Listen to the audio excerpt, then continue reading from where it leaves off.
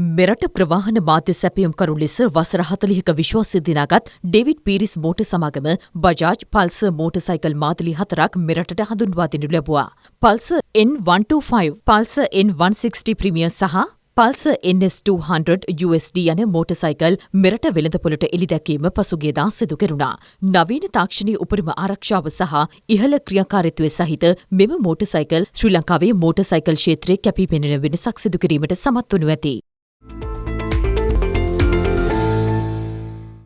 LOLC finance PLC මූල්‍ය සමාගමේ හක්මන නගරයේ පිහිටි 199 වන ශාඛාව නව පරිශ්‍රයක පිහිටවීම පසුගියදා සිදු කෙරුණා.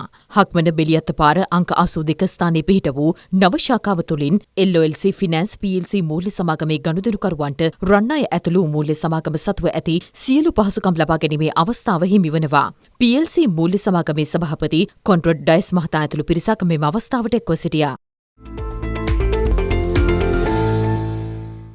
තැඹිලි අපනයනයේ විශිෂ්ටත්වය බලගැන්වීම යන තේමාව යටතේ අපනයනකරුවන් සඳහා ඵලදායී කතිකාවක් පැවැත්වුණා. කර්මාන්තයේ පුරෝගාමීන් නියාමන විශේෂඥයින් සහ අපනයන කර්මාන්තකරුවන් මෙම සංවාදයට සහභාගී වුණා. පොල් සංවර්ධන අධිකාරියේ සභාපති ශාන්ත රණතුංග මහතා ඉදිරි දැක්ම පිළිබඳ ආරම්භක දේශනය සිදු කළා.